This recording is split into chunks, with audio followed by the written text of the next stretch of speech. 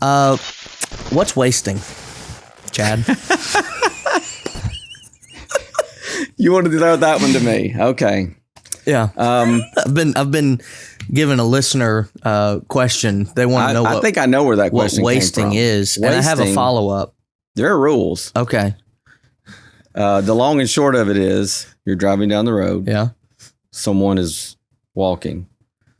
It's hard to do and be a faithful Christian, by the way. It's a great way to start. We're 15 seconds in. But you see someone and you drive by and you scream at the top of your lungs at this person. Yeah. It cannot be a construction worker. Okay. Is there a reason for that? I don't know. The rules are all arbitrary. The rules are arbitrary.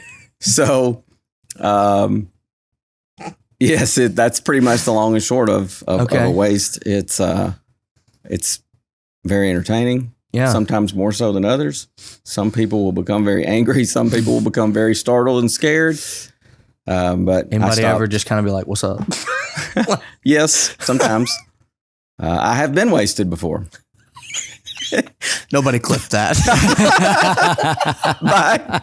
by someone driving by. I should clarify that. Yeah. But yeah, it was waste by. It was a waste by wasting. Yeah. So what about compliment waste? Yes, that was the solution when we ran into a dilemma of how do you do this and make that faith jive with Matthew 7:12. You know, right. You want to practice the golden rule. So it was decided, well, what if you compliment wasted someone? So for instance, you're driving by a golf course. Yeah. The guy comes nice. He's just about to follow through. You just say, "That's a natural swing." Ball shoots off to the side, and he's sometimes screaming. They don't always appreciate the compliment. And the audacity. You're taking time out of your busy schedule. You're trying to help someone. And also, you're possibly endangering your health by doing this. And you're just trying to compliment somebody. And these jerks can't even be bothered to be thankful. I know. I think the Bible talks about that. It's the world we live in. Yeah. I mean, it wasn't like that 20 years ago. No. We need to get some things fixed because I would love, but I can't say that now. I'd love to be wasted. But I know that if I say that, you're going to clip it. But I laughed while I said it, so you couldn't clip it. That is a great thing to do, though, because we used to do something similar to that, but it wasn't like lean out the car and do that. But it's, like Megan and I'll be driving down the road and I'll say, "Hey, yell at that woman." And Megan will start rolling down her window like she's going to. And I'm like, no, okay, that's okay. Don't do that. We're close to the church building. We can't do that. I get very skittish about it sometimes. Yeah. But I have had friends that there was no trepidation whatsoever. Yeah, it's like, hey, waste that person. Yes, they did. That's such a bad word now because waste somebody means like kill them. It means like, so if you say, hey, we wasted that guy back there, and a police officer heard that, he'd be like, come here for a minute. We need to talk. Yeah. What have you been doing all day? Wasting people left and right. You should probably do it driving through the Walmart parking lots where I think probably best results are going to be. Yes. So, speaking of Walmart parking lots, when I was in preaching school, you guys know this, the Eternal Outline. That wonderful piece of assignment that I'm pretty sure was invented just to torment us. It's a lovely little poem. Oh man, I remember I showed the instructor in question. I won't name him, but Brother Liddell said that when I showed Brother Liddell the outline, he told me it looked correct. At least I'm pretty positive that's what he said. So I went and printed it, put it in the binder, and turned it in. And I got an I on it. And I was like, what does I mean? Is that like intelligent? What does that mean? And I went to him and I said, Brother Liddell, I don't know what this means. And he says, that means incomplete. I said, oh, well, what's wrong with it? He said, your format is terrible. And I was like, well, I thought I showed you my format. And then you said it was okay. And he goes, well, you must have changed it in between showing me and printing it. And I knew that I hadn't changed anything. I just literally hit print the moment he said it was good. Well, the final night of that assignment, I'd stayed up. It was midnight when I was done with it, put the final period on that, and I went to print it, and my printer in my apartment didn't have any paper. I was so mad because I knew the only Walmart that was open was not in the greatest location. So I got in the car and I called my buddy Cantrell, who has recorded in this studio before. And so he's also part of the network. So Cantrell, if you're listening to this, you know what you did. You came with me on this and you did not stop me from doing what I did.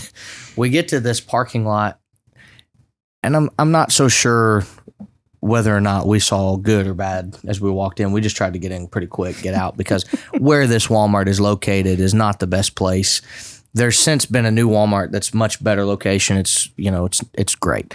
But we go inside and I stress bought over $160 worth of stuff, which, Wayne, that's just not like me at all. I've never done that ever. Adam's recording this right now. Adam knows that I never had packages sent to GBM when I worked there that were just frivolous things that made no sense to buy. Always were exactly what I needed. But I stress bought like everything in sight. And I kept asking Cantrell, like, which was actually like a cry for help. Like, do you think I should get this? And Cantrell was like, yeah, man, you should totally buy that. That sounds great. So I buy all that. Forgot to buy paper. No, we bought paper. We get home. I walk in and Megan is asleep. We had been married for just a few months at this point because I was a wraparound in January. So I knew that I couldn't let her wake up the next day and see, the mountain of stress that I had purchased. So I woke her up, which in hindsight is not the right thing to do. No. And I woke her up and I said, hey, I spent $160, but everything is okay. Go back to sleep. And she's like, well, I'm awake now. You show me what you bought. And I said, well, I bought you this. It was a little foot bath. She hated that thing. She never even used it. But that Walmart parking lot, I remember, stressed me out. And that's exactly why I did it. It's not that I have a problem. Mm-hmm. Walmart parking lots have problems. There's no doubt. Speaking of problems, Chad, what have you got to tell us that you think would be some moments of, wow, that really happened to me? Well, I don't know. It's hard to come up with a worthy moment, especially to top that. No, man, you got this. My next one's not near as good as that one. Don't worry. Yeah, I'll tell you something that happened fairly recently. Preacher stories are always, they're just, a lot of times they're funny because there's situations where you're just not supposed to laugh. Yeah. And that, of course, always makes it, it might be slightly humorous, but it's 10 times funnier if you're not supposed to laugh. So it's just probably literally a few weeks ago. We actually have a Saturday where I think the kids were supposed to have games, but weather or something had canceled it. So we're kind of sitting around. We got a couple hours, nothing going on. I said, you know what? We have a member who's elderly, is in the nursing home. I'm gonna go check on her, go see her. And you know what? I'm gonna take the 3 little ones with me, 7, 8, 9 years old. And I also should add this member is 70-ish years old, but mentally 8 or 9. I mean, It just has always been like that. She is a child mentally. Sweet lady. But, and she also is extremely difficult to understand her speech. So I go and I'm taking the 3 little ones with me, and I'm pulling up to this nursing facility, and I'm thinking to myself, I should probably prepare them for this. They've never been even in a nursing home, to my knowledge. And then I think to myself, nah, I'm just going to let this play out. And it's probably funny. It's probably going to be funny. And I was not wrong. So we go in, and I'm going down the hall to where I thought her room was. And about that time, my 7-year-old says very loudly, "Why does it smell like poop in here?" And I'm just like, I'm like, whoa. And so I said, "Hey, keep it down." And his sister's like, "Will you be quiet?" So we find her. They tell me she's moved. And I should also add this lady, sweet, sweet lady, but her emotions will turn on a dime. And so I've learned, if you don't want that awkward situation of her just bursting into tears, you have to keep her laughing. So I'm constantly picking on her, picking at her. I mean, just all kind of different things to try to keep her laughing. So I'm like, hey, well, I see you moved. You're trying to stay free of the law. I see they can't keep up with you if you keep moving. And she just, no. She'd just laugh and carry on. And the kids are just, kind of soaking all this up. And she also has baby dolls, but she will say, those are my babies. And she loves her babies. And she's even had a roommate once that was hilarious, because this lady would play along with her and she would say, like, I'll babysit your babies for you because we don't want defects coming down here because you just left your children unattended. And I mean, she would just go along with it. But we're sitting here visiting. At one point, she says something about my baby's over here. Again, my 7-year-old, who is ever the blunt one, just says what's on his mind. He says, those aren't babies, those are baby dolls. And I said, no, they're not. Those are her babies. Dad. They're dolls. Come on. They're her babies, And he's like, okay, whatever, man. What's wrong with you? So anyway, we finished up our visit. We had a prayer with her, and we had a good visit. And then we get out to the car, and we're getting into the van, and I tell the kids, I said, hey, I said, so now y'all met this sister, and I said, I didn't tell you before, but I said she's special. And I said, in her mind, she's very young, and she just never developed beyond that. But as you can see, very sweet lady, and she loves when the kids come to see her. And my 8-year-old Austin's sitting there, and he's like, and then finally he says, but she's bad. And I said, what? She's bad. I said, why would you say that? Well, you said she's running from the law. She's running from the law. So I love taking my little ones visiting, because it is never a dull moment. I'm sure. I have files of pages of a Word document where I started years ago just writing down these crazy things that would happen with the children, whether it's on visits or just at the house. But I love those situations. They sometimes can be awkward, but boy, you look back on them and they're just sometimes hilarious. Yep. Well, it's always fun because kids are just so brutally honest. Yes. And I mean, I know I'm getting comeuppance for everything that I've ever said or done. And Adam is perfectly, no doubt about it, he's mine. Because I remember being younger and thinking this is the exact right thing to say and when to say it. And we were asked to go to someone's house after a Sunday where I'd been preaching, and they would not tell us what the menu was, which for me with Crohn's disease, that's kind of a concern because if I can't eat anything, then that's a problem. So we get in the car and I start to think, okay, what would 5-year-old Michael want to say? Because that's probably what 5-year-old Adam is going to do. So we're driving, it's about 20 minutes to their house. And as we're driving, I wait and I said, hey, son, when we get where we're going, you need to realize that this couple has been so kind and they have spent money they don't need to spend. They have, labored and worked in ways that they didn't have to do. And they are just so sweet for having us over. So no matter what, no matter what, we're going to be thankful. And Adam said, yes, sir.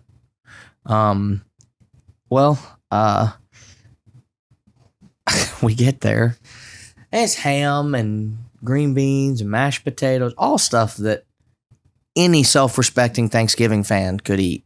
When we get seated, everything's going okay. And Adam loudly proclaims, this looks disgusting.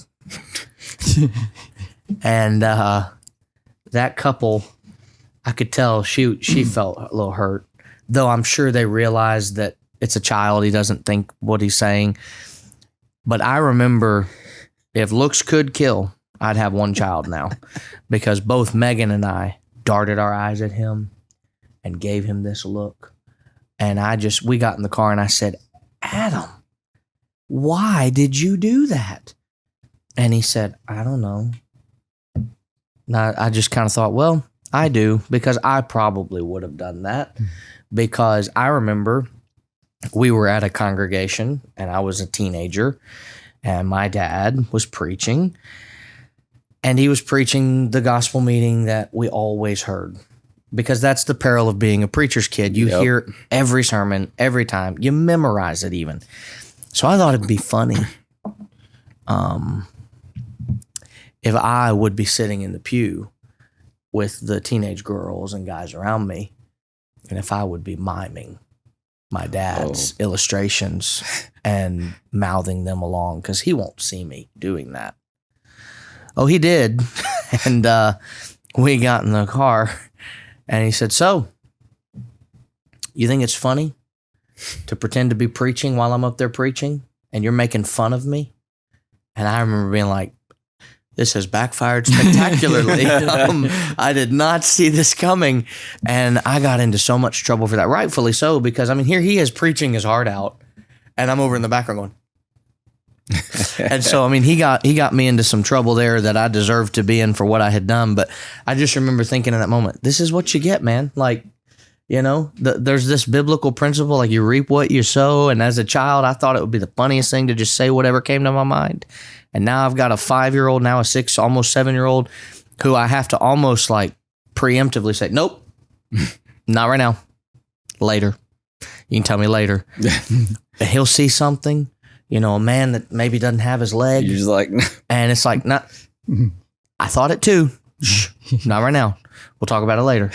And then I have to remember to get in the car and be like, so what did you want to say about the man that we saw today? Yeah. And then give him the chance to get it out. Otherwise, he said something even yesterday where we were at, where I was preaching somewhere.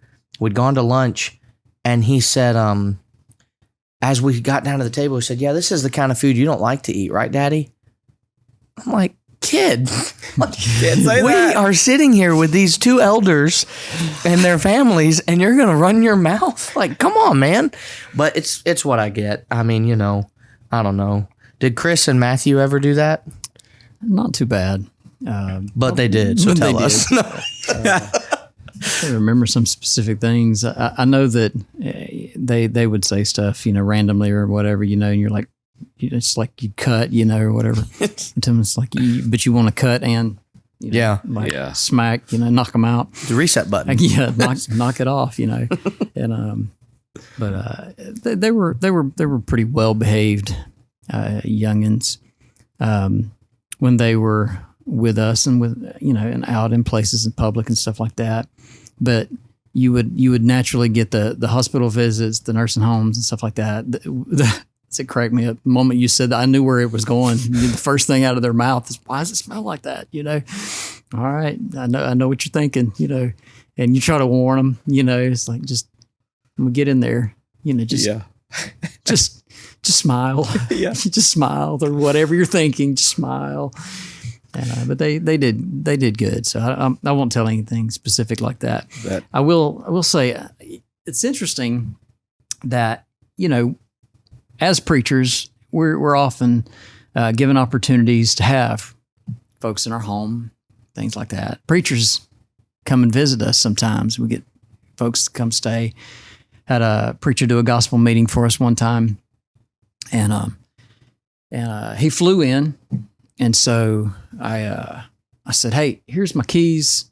Just take my truck, you know, to get around, you know, for the week or whatever. You know, no big deal, you know." If I'm doing anything, I got the other car, and, you know, we'll see you. So anyway, we're going, doing our thing or whatever. So that Sunday night after services, everybody's over at our house, and he said, I'm gonna head back to the hotel. And so he's backing out, and backs right across the road, hits the neighbor's mailbox across the street, Like it's one of those brick, like solid ones, but it's like a whole brick thing, you know, mailbox built into it, you know, and everything. But it just leaned the whole thing over. It didn't break, didn't, you know, and anything. That's one of our good brothers that we know so well. Yeah, BJ Clark. Brother BJ Clark. Yeah, we're calling you out. What are you going to do? What are you going to say? After all these years. You did it. Deal with it. Yeah, after all these years, called him out, finally, you know.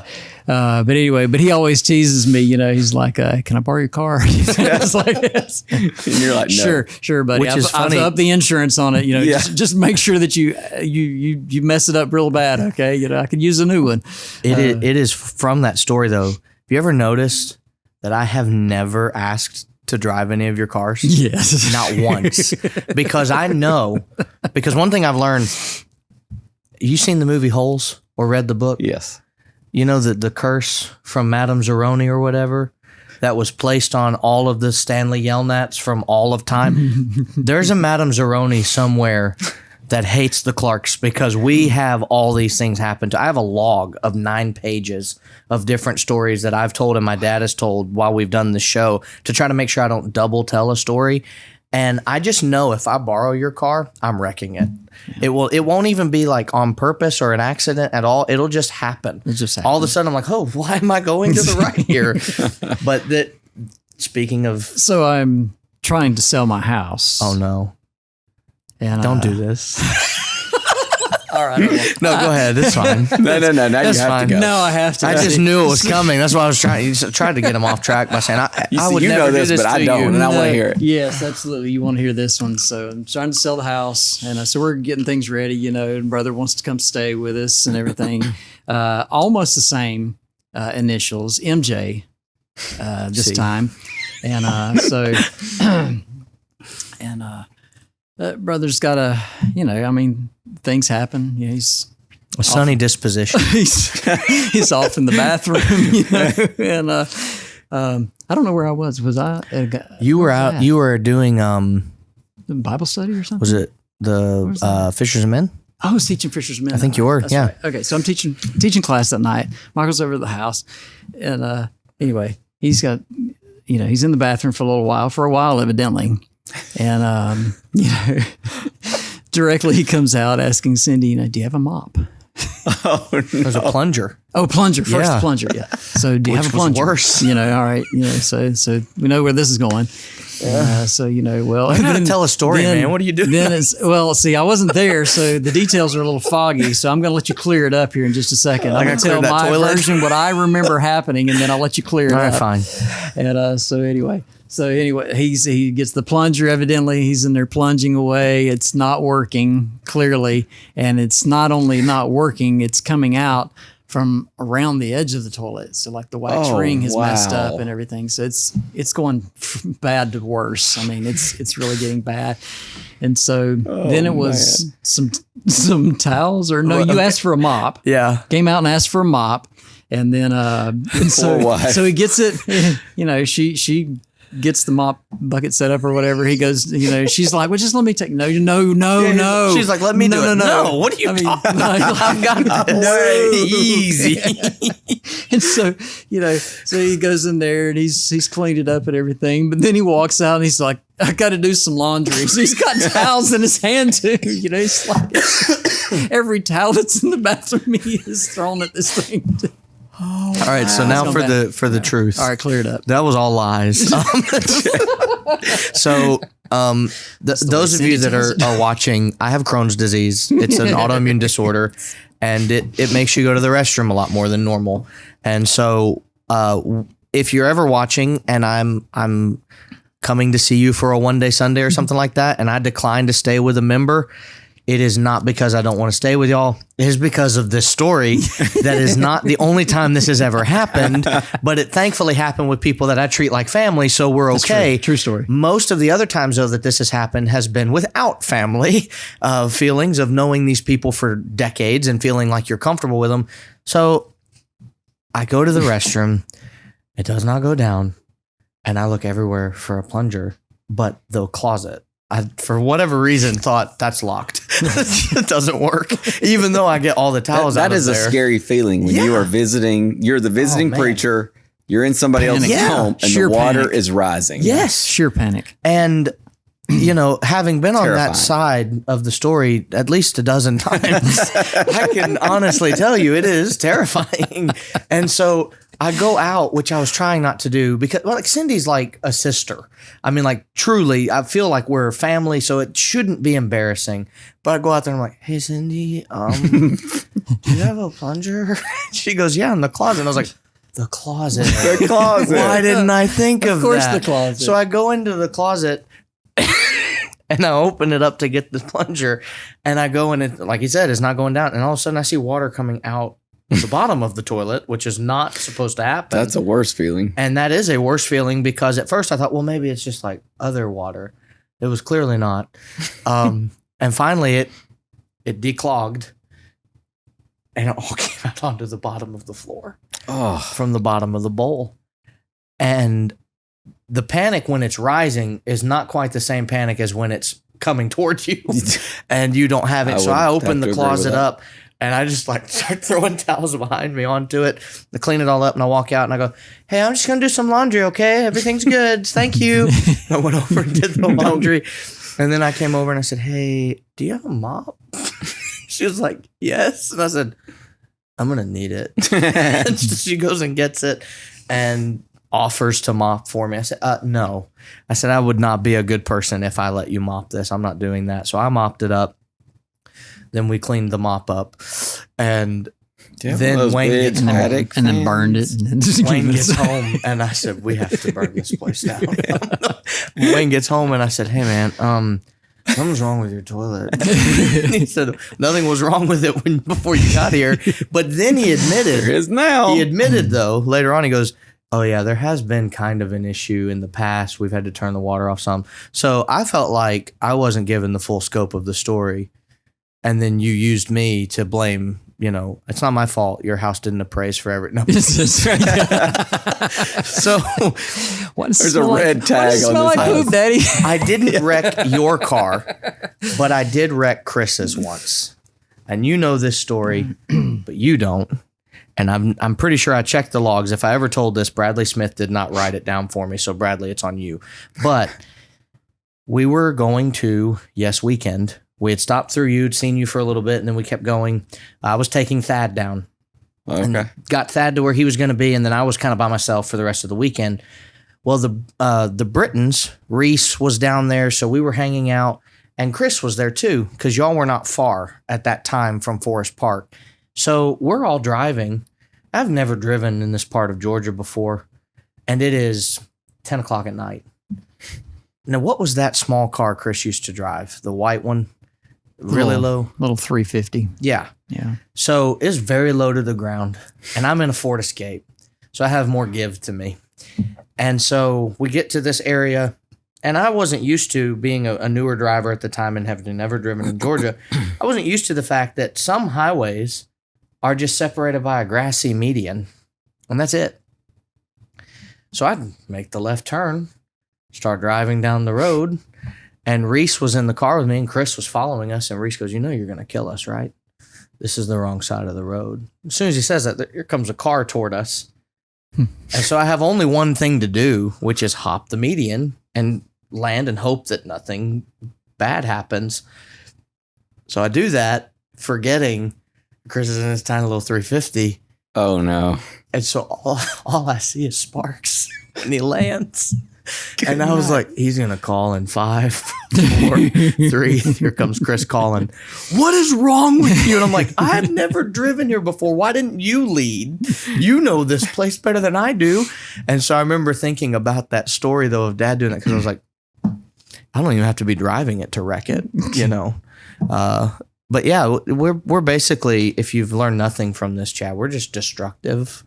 And don't ever let me sleep at your house because it will not go well for your bathroom. Noted. Hotels are your friend. But I actually have an email basically that I have saved in my notes app as to why I don't stay with members.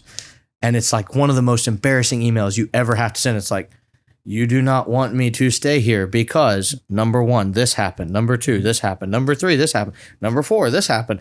Trust me, hotels are our friends, except for this fact. Hotels don't have plungers in them. I stayed somewhere I needed a plunger once, and the guy was like mad at me when he came to the door with the plunger, and I was like, here. And he goes, no, I said, no, I will do this. And he goes, well, I want that back. What am I going to do? Sell it on eBay? This plunger from the Hilton program here is worth $3,000.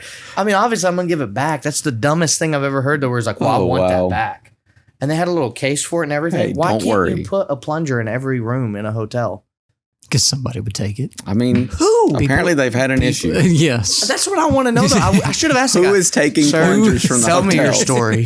Tell me your story. Tell me your story. Sit down with me and tell me what happened. Who hurt you? Who took the plunger from you?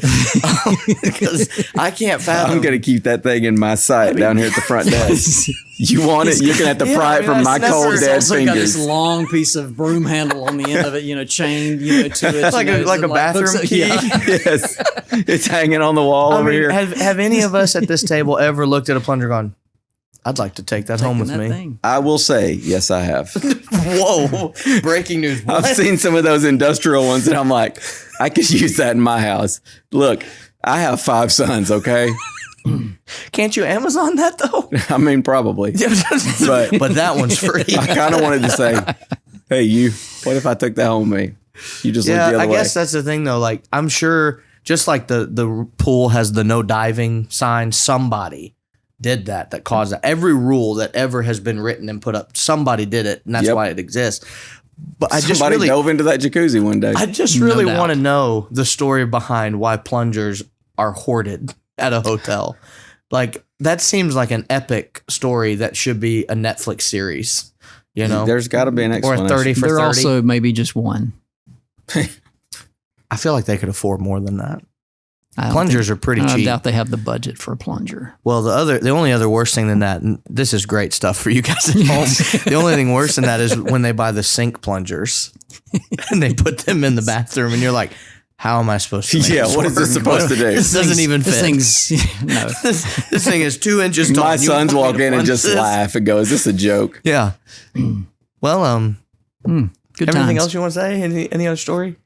Well, you did remind me of something. I was thinking about this, and Yeah. especially as we wind down. We all know this. Probably a lot of our viewers do, but for those that don't, did you have Brother Elkins as an instructor? Mm-hmm. Garland Elkins. Busy man. Mm-hmm. Tremendous fundraiser for the school. Instructor. Huge, high demand as a gospel meeting preacher. He also preached at the Stanton Church for years. Mm-hmm. I had the privilege of filling in for him a lot when I was in school. So no matter what, though, you could, Brother Elkins, you got just a moment? Yes, sir. Come in. He never would say, I'm too busy, or can you come back later? He'd always say, come on in. But he would not let you just stay forever. And he had his trick. Yep. When your time was up, brother, why don't you lead us in a word of prayer? On your way out. Yeah. And then leave. As soon as you said amen, I swear he's standing during that prayer. Because when you say amen, you look up and there's Brother Elkins with his hand extended. Well, thank you for coming by today. And so, as preachers, as we all know, sometimes you deal with people who are challenging. They're different. No doubt. And so one day, this is probably within the last, no, not going to give a date. So within the last lifetime. Century. I'm dealing with someone who is challenging and is setting a spell, as we like to say in the Deep South. Is it Wayne? I'm sorry. No, it was not Wayne. Sorry. It was me looking for a plunger. And I mean, this is going on and on and on, and it's just the same stuff, and it's not making much sense. And so finally, I think Elkins. And I said, well, brother, why don't we bow for a word of prayer? And he was like, okay. So I bowed my head and I led us in a prayer. And as soon as I said amen, I was standing and I said, thank you for stopping by today. It worked. So I just... Well, guess what? Thinking about... They're here right now. On another episode of COC Springer. That's the best. They come running in, and this happened, and this happened. Well, we have a surprise for you, brother. I am that person. Here is that brother. It's your very own plunger, too. So I was annoying you, huh? So that's what that prayer was about. But yeah, that's a great trick. I mean, it works. So before we leave today, Wayne, would you? No. Well, thanks, Chad, for being on the show. I know it's almost a 2-hour drive to get here, and I appreciate you taking the time to do it. Hopefully, you listening at home have enjoyed it. And Wayne, get it together, man. I'm working on it. This can't continue. All right. Really? Well, thanks everybody for being on. Even you, Wayne. We appreciate it. I mean, influx of plungers to them. That's right. Everybody's going to send a plunger now to the school. That's going to be like, why are we getting plungers? Buy the Don't case. worry. We can sell those apparently because the Hilton properties won't let you take them. You can get a high market value. I should do that. I should offer, you know how they have like Airbnbs? Just use plunger for me's is what I'll call it. And you can rent a plunger for your hotel stay.